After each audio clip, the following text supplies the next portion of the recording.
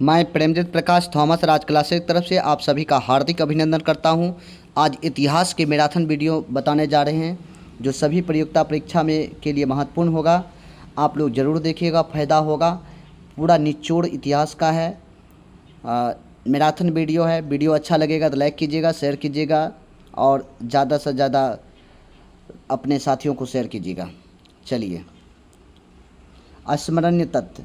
भारत में मानव का सर्वप्रथम साक्ष्य प्राप्त हुआ है नर्मदा घाटी से। क्वेश्चन पूछेगा भारत में सर्वप्रथम मानव साक्ष्य प्राप्त हुआ तो बोलिएगा नर्मदा घाटी से। सर्वप्रथम प्राचीनतम अस्थायी जीवन का प्रमाण कहाँ से मिला है? सर्वप्रथम अस्थायी जीवन का प्रमाण कहाँ से मिला है? मेहरगढ़ से। एक ही कब्र से 3 मानव कंकाल का अवशेष कहाँ से मिला है? दमदमा से।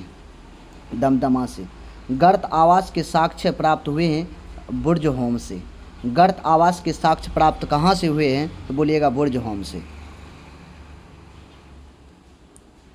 मानव के साथ कुत्तों को दफनाने का साक्ष्य कहाँ से मिला है? बुर्ज होम से। मानव के साथ कुत्तों को दफनाने का साक्ष्य कहाँ से मिला है? बुर्ज होम से। जूता हुआ खेत का साक्ष्य प्राप्त हुआ है कालीबंगा से। जूता हुआ खेत का साक्ष्य प्राप्त हुआ है तो कालीबंगा से।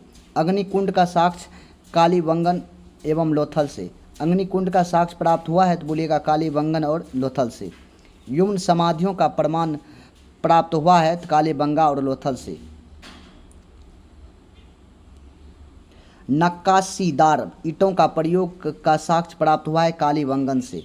नक्काशीदार ईंटों का प्रयोग कहाँ से हुआ है तो बोलिएगा कालीबंगन से। नर्तकी का कांस्य मूर्ति का साक्ष्य कहाँ से मिला है? मोहनजोदड़ो से। शवों को दफनाने का प्रथा प्रचलन कहाँ से है? हड़प्पा से। शवों को दफनाने की प्रथा का प्रचलन कहाँ से है? हड़प्पा से। शवों को जलाने का प्रचलन मोहनजोदड़ो से। दफनाने पूछे हड़प्पा से, जलाने पूछे मोहनजोदड़ो से। 3 मुख वाले देवता की मूर्ति प्राप्त हुई है मोहनजोदड़ो से। मिट्टी द्वारा निर्मित हल का साक्ष्य बनावाली से। मिट्टी द्वारा निर्मित हल का साक्ष्य प्राप्त हुआ है कहाँ से तो बोलिएगा बनवाली से। उन्नत जल प्रबंध का साक्ष्य प्राप्त हुआ है धोलावीरा से। उन्नत जल प्रबंध का साक्ष्य प्राप्त हुआ है तो धोलावीरा से। शैलकृत स्थापत्य के प्राचीन प्रमाण पत्र मिला है धोलावीरा से। वैसा हड़प्पाकालीन स्थान जो 3 भागों में विभक्त किया गया तो धोलावीरा। वैसा हड़प्पाकालीन स्थल जो 3 भागों में विभाजित किया गया धोलावीरा। कृषि का प्रथम साक्ष्य प्राप्त हुआ मेहरगढ़ से। कृषि का प्रथम साक्ष्य प्राप्त हुआ मेहरगढ़ से। चावल का प्राचीनतम साक्ष्य प्राप्त हुआ है कोलडीहलवा से। कोलडीहलवा से। कोलडीहलवा से। आग का आविष्कार हुआ है पुरापाषाण काल में। कैसे याद रखना? आग पूरा जला देते हैं इसलिए पुरापाषाण काल। पहिए का आविष्कार क्या हुआ? पहिया जब आविष्कार करते तो नया रहता है, जब पहिया लाते नया रहता है तो नवपाषाण काल में। ऐसे याद रखिए। मानव द्वारा निर्मित प्रयुक्त अनाज कौन था? जौ और यव। मानव द्वारा सर्वप्रथम प्रयोग में लाया गया धातु तांबा। राष्ट्रीय मानव संग्रहालय स्थित है भोपाल में। राष्ट्रीय मानव संग्रहालय कहाँ स्थित है तो भोपाल में। सिंधु सभ्यता के प्रमुख बंदरगाह है लोथल और सूतकोंडा। सिंधु सभ्यता के प्रमुख बंदरगाह है लोथल और सूतकोंडा। हड़प्पा और मोहनजोदड़ो की संयुक्त जोड़वा राजधानी कहाँ था? पिंगनेंट में। कहाँ राजधानी था? पिंगनेंट ने। अब आइए प्रमुख दर्शन और न्याय। क्वेश्चन पूछेगा प्रमुख दर्शन। योग दर्शन के प्रवर्तक कौन थे? प्रमुख दर्शन और उसके प्रवर्तक। योग दर्शन के पतंजलि। ये कैसे? योग का पतंजलि। न्याय का गौतम। गौतम बुद्ध न्याय की बात करते थे। न्याय। सांख्य का कपिल मुनि। सांख्य का कपिल मुनि। और चौवार्क।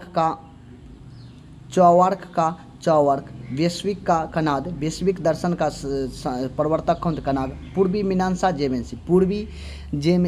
पूर्वी मीमांसा उत्तरी बदरायन। पूर्वी मीमांसा जेमेनी। पूर्वी मीमांसा जेमिनी। उत्तरी मीमांसा बदरायन। एक बार फिर रिवाइज कर लीजिए। यहाँ से आइए पतंजलि। पतंजलि का योग दर्शन का प्रवर्तक हैं। न्याय गौतम ऋषि। असंख्य कपिल मुनि। चावार्क। वैश्विक दर्शन कनाद। पूर्वी मीमांसा जेमिनी। उत्तरी मीमांसा बदरायन। अब आइए विभिन्न संप्रदाय एवं उसके संस्थापक। आजीवक संप्रदाय के संस्थापक था मखलीपुत्र गोसाल। अनिश्चयवादी का संजय विठलीपुत्र। भोक्तिवादी का पकुध कच्चायन। घोर अक्रियावादी का पूरन कश्यप। अब ऋग्वेद के बारे में जानते हैं। ऋग्वेद के बारे में जानते हैं। ऋग्वेद सबसे प्राचीन वेद है। क्वेश्चन पूछेगा सबसे प्राचीन वेद ऋग्वेद। इस वेद की ऋचाओं को पढ़ने वाला का होर्त कहते हैं। क्वेश्चन पूछता है ऋग्वेद के पढ़ने वाले को क्या कहते हैं? होर्त कहते हैं। इस वेद के तीसरे मंडल में गायत्री मंत्र का उल्लेख है। क्वेश्चन पूछेगा ऋग्वेद के तीसरे मंडल में किसका उल्लेख है? तो बोलिएगा गायत्री मंत्र का उल्लेख है। ऋग्वेद के 9वें मंडल में सोम देवता का उल्लेख है। ऋग्वेद के 10वें मंडल में 4 वर्ण का उल्लेख है, जिसमें ब्राह्मण, क्षत्रिय, वैश्य, शूद्र का उल्लेख है। ब्राह्मण, क्षत्रिय, वैश्य, शूद्र का उल्लेख है। इस वेद में, किस वेद में? यानी ऋग्वेद में, इस वेद के लिए 250 एवं इस वेद के इंद्र के लिए 250 बार और अग्नि के लिए 2 से ऋचाओं की रचना की गई है। क्वेश्चन पूछेगा ऋग्वेद में इंद्र के लिए कितने ऋचाओं का प्रयोग किया गया है? 250, अग्नि के लिए 200।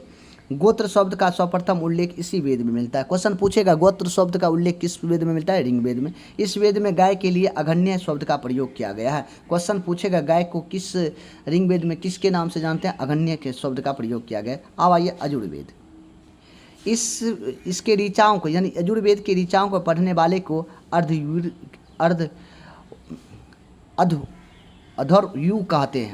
कहते हैं। इसके ऋचाओं को पढ़ने वाले किसको? यजुर्वेद के ऋचाओं को पढ़ने वाला अधर्व्यू कहा जाता है। यज्ञों के नियम और विधि का विधान, यज्ञ जो करते हैं हम लोग, उसके विधि विधान का पालन किस में? यजुर्वेद में संबंधित है।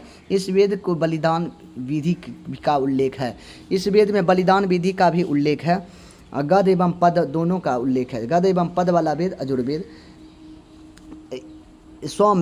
सामवेद में ऋचाओं को पढ़ने वाला का उद्राती कहा जाता है। इस वेद में भारतीय संगीत का जनक कहा जाता है। किस वेद को भारतीय संगीत का जनक कहा जाता था? तो बोलिएगा किस वेद को? तो बोलिएगा सामवेद को। अथर्ववेद, इसी वेद में सर्वप्रथम औषधि का उल्लेख मिलता है। औषधि का उल्लेख अथर्ववेद में। सभा एवं समिति की प्रजापति की 2 पुत्री किस वेद को? अथर्ववेद के। वेदों की संख्या 4, यह भी मार दें, बहुत बार रिपीट, सिंपल क्वेश्चन है, बहुत बार पूछता है। वेदों की संख्या 4, वेदांग 6, पुराण की संख्या 18, उपनिषद की संख्या 108। आइए अब जानते हैं बौद्ध धर्म के बारे में। बौद्ध धर्म के संस्थापक कौन है? पहली बार क्वेश्चन पूछे, बौद्ध धर्म के संस्थापक कौन है? गौतम बुद्ध। गौतम बुद्ध का जन्म कब हुआ था? 563 ईस्वी पूर्व में लुम्बिनी, नेपाल में। कहाँ पे होते हैं? लुम्बिनी, नेपाल में होते। इसकी मृत्यु कब हुई थी? 483 ईस्वी पूर्व में कुशीनारा उत्तर प्रदेश में हुआ था। गौतम बुद्ध का बचपन का नाम सिद्धार्थ था। 6 वर्षों की कठिन तपस्या के उपरांत 35 वर्ष की आयु में फल्गु नदी के तट पर ज्ञान की प्राप्ति होती है। कितने वर्ष की तपस्या करते हैं? 6 वर्ष की तपस्या करते हैं और फल्गु नदी के तट पे 35 वर्ष की अवस्था में इसको ज्ञान की प्राप्ति होती है। किसको? गौतम बुद्ध को। बुद्ध ने अपना पहला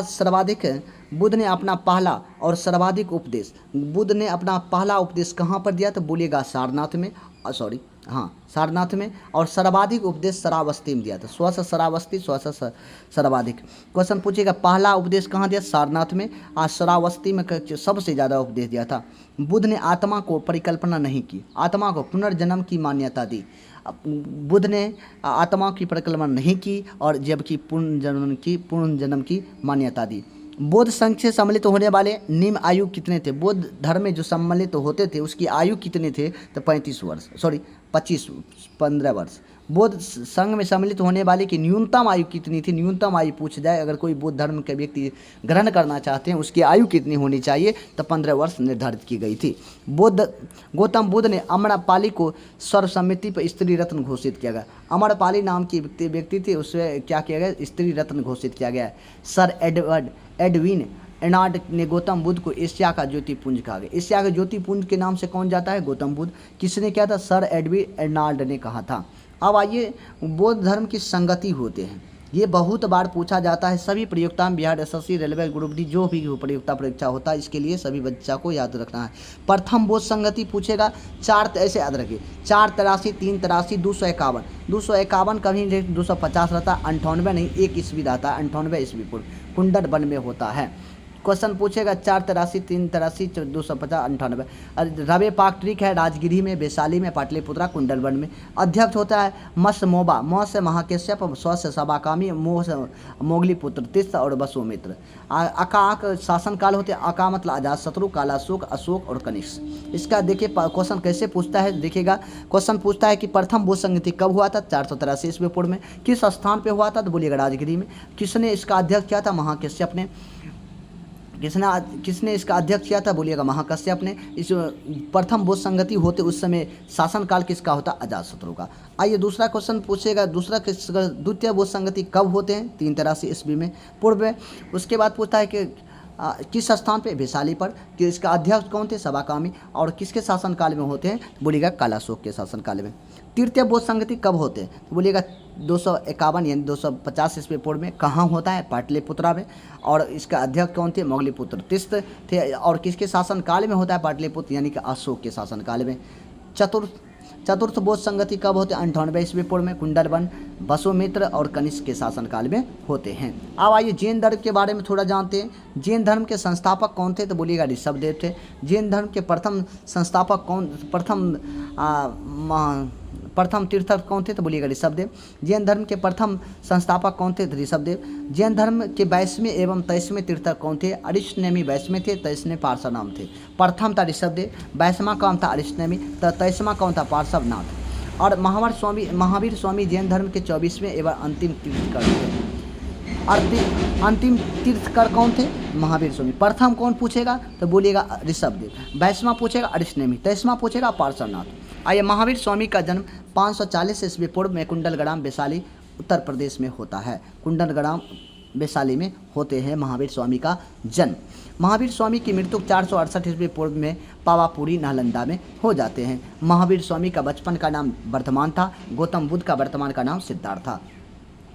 इन्होंने 30 वर्ष की आयु में सन्यासी जीवन के स्वीकारा और 12 वर्ष की कठिन तपस्या के उपरांत रिजुपालिका नदी के तट पर और साल वृक्ष के नीचे इस ज्ञान की प्राप्ति होती है। क्वेश्चन पूछेगा, महावीर स्वामी 30 वर्ष की अवस्था में अपने सन्यासी जीवन स्वीकार कर लेते हैं। 12 वर्ष की कठिन तपस्या करने के बाद उसको एक रिजुपालिका नदी के तट पर साल के वृक्ष के नीचे ज्ञान की प्राप्ति होती है। महावीर स्वामी ने अपने शिष्य को 11 गंधर्वों में विभाजित किया। क्वेश्चन पूछेगा कि महावीर स्वामी ने अपने शिष्य को कितने गंधर्वों में विभाजित किया, तो बोलिएगा 11 में।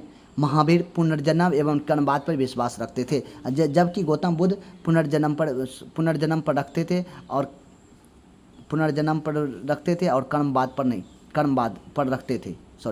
महावीर स्वामी पुनर्जन्म और कर्मवाद पर विश्वास रखते थे। स्यादवाद एवं अनेकावाद से संबंधित किससे है, ये बहुत बार पूछा जाता है। विवेक क्वेश्चन है कि स्यादवाद एवं अनेकावाद किस धर्म से संबंधित है, बुद्ध धर्म, जैन धर्म। बोलिएगा कि किस धर्म से संबंधित है, तो बोलिएगा कि जैन धर्म से। जैन धर्म के भिक्षुनी थे चंपा थे। महावीर के प्रथम अनुयायी कौन थे, उसके दामाद जामिल थे। उसके दामाद कौन थे।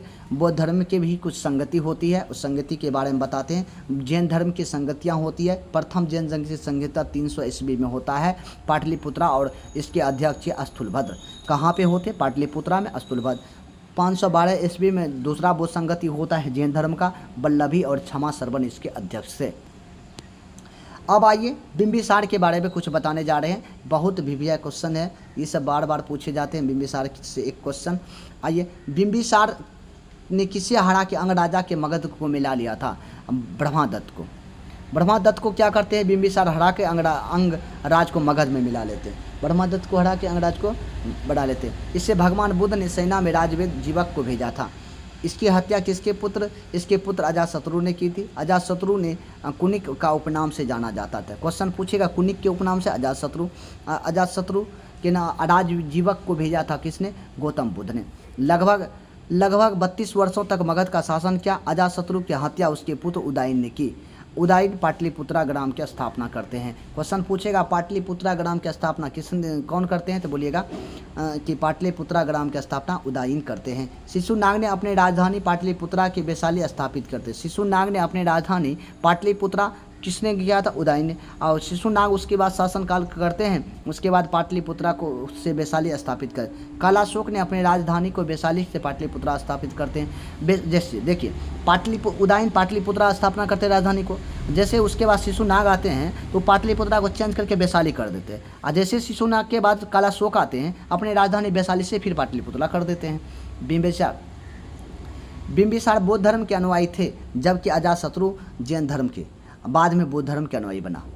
बिंबिसार जो है तो बौद्ध धर्म का था, और जबकि अजातशत्रु जैन धर्म में था। बाद में अजातशत्रु भी क्या करते हैं? बौद्ध धर्म के अनुयायी बन जाते हैं।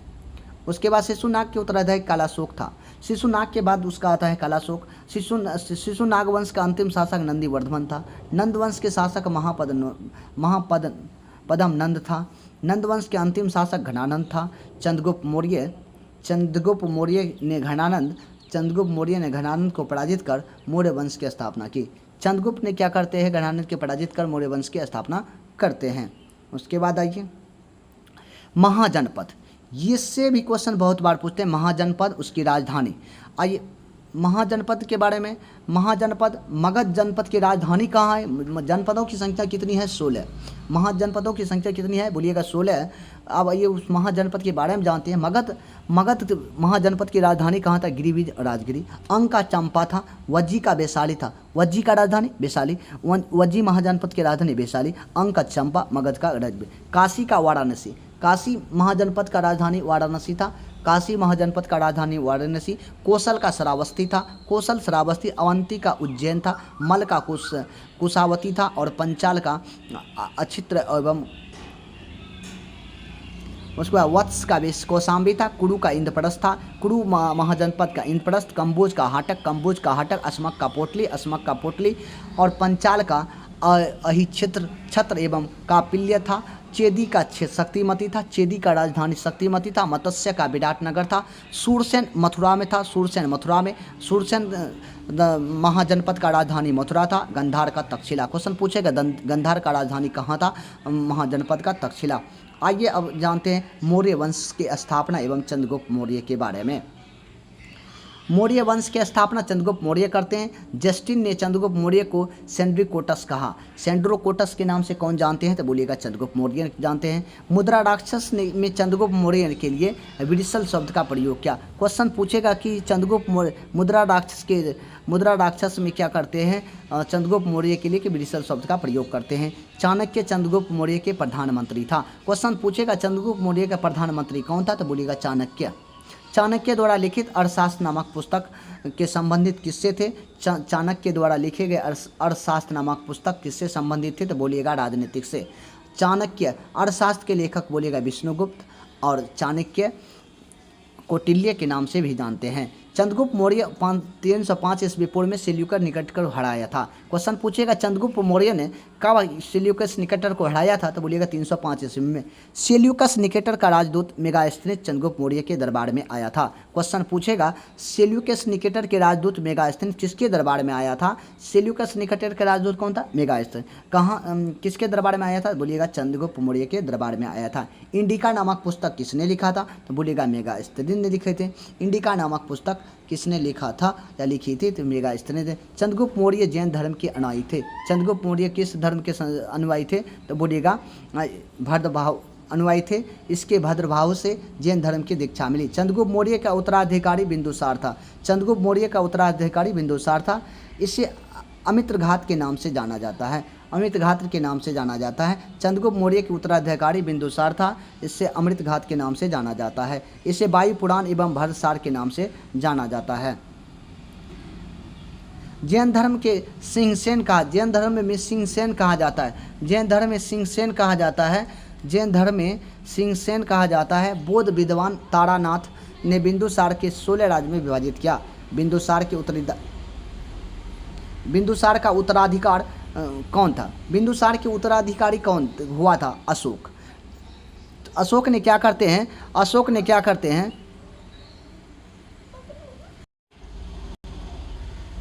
बिंदुसार का उत्तराधिकारी अशोक हुआ।